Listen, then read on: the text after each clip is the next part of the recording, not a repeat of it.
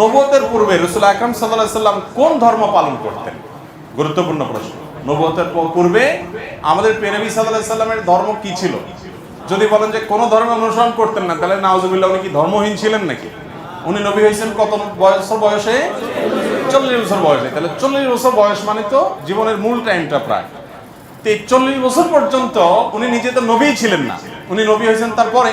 তাহলে 40 বছর পর্যন্ত নবী হওয়ার আগে তার ধর্ম কি ছিল? এর উত্তর হলো যে আম্মা জান আয়েশা রাদিয়াল্লাহু তাআলা আনহা বর্ণিত হাদিস, যেটি বুখারীতে আসছে, মুসলিমে আসছে, তিনি বলেছেন যে কান নবী সাল্লাল্লাহু আলাইহি সাল্লাম ইয়াখলু বিগার হিরা ইয়াতাহান্নাফ ফি। নবী সাল্লাল্লাহু আলাইহি সাল্লাম নবী হওয়ার আগে হেরা গুহায় গিয়ে ইবাদত বন্দেগী করতেন।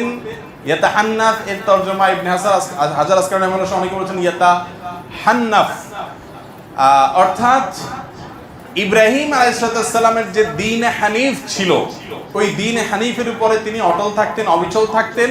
সমাজের বিভিন্ন অপরাধ, এগুলোর যে আপনার কি বলে এটাকে, এগুলোর যে ছোঁয়া, এগুলোর যে আঁচ, এগুলো নবীজি সাল্লাল্লাহু আলাইহি সাল্লামের গায়ে তিনি লাগাতে দিতেন না, বরং তিনি হেরা গুহায় গিয়ে আল্লাহর ইবাদত বন্দেগী করতেন।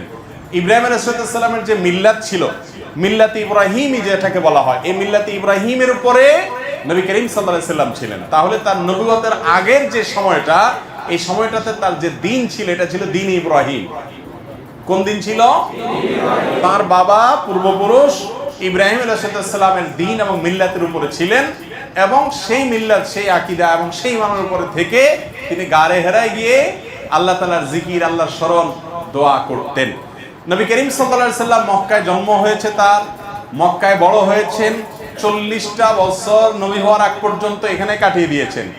আল্লাহ রাব্বুল আলামিনের নবী হওয়ার একটা প্রমাণ এটাও যে 40 বছর একটা সমাজে একটা অন্যায় এবং শিরকের সমুদ্রের মধ্যে ছিলেন, কিন্তু শিরকের এক ফোঁটা পানি, কাদা, ময়লা, নোংরা কোনো কিছু তার শরীরকে, তার ব্যক্তিত্বকে, তার আমলকে, তার বিশ্বাসকে এক মুহূর্তের জন্য স্পর্শ।